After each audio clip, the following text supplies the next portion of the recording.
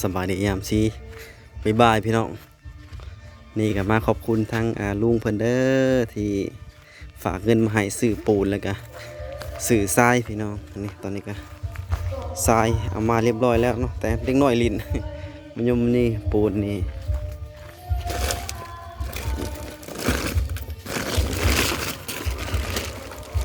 ปูนนี่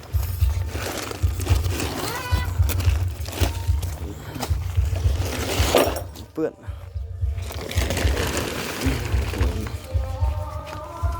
คุมไว้ก่อนพี่น้องย่านฝนตกใส่แล้วก็เขาเก็บกวดมันยุบมันยะไม่กล่อง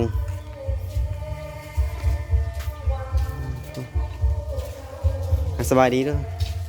สบายดีเพื่อนนะกระตัดผมไม่ให้เบิ้ง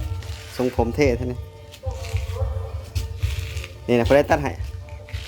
พอตัดให้เก็บกวดพี่น้องข้างใน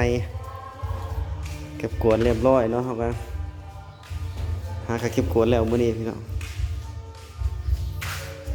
อากาศร้อนเก็บไว้ไม่เอาลงออกข้างล่างวัดไม่นี่กระเบื้องเนาะ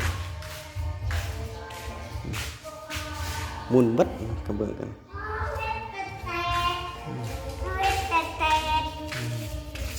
สบายดีเพื่อนลงนะ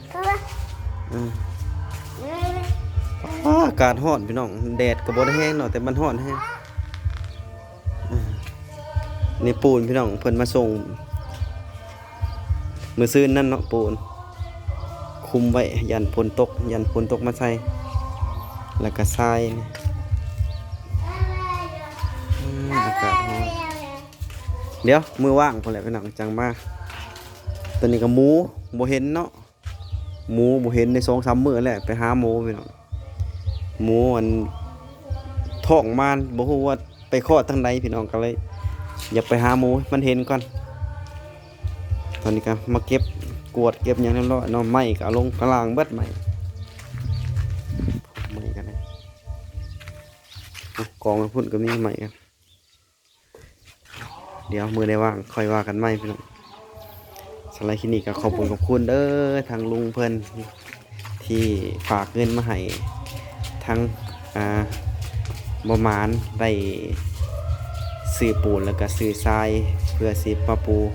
ตะกะโลเพื่อนเนาะเสียงเพลงดังทั้งนอกพี่น้องก็ซ้ำนี้เด้อขอบคุณหลายๆพี่น้องนี่อากาศร้อนแห้งเนาะสารคดีไปแล้วบ๊ายบายเนาะขอบคุณทางลุงเพื่อนที่โอนเงินมาให้เด้อซ้ำ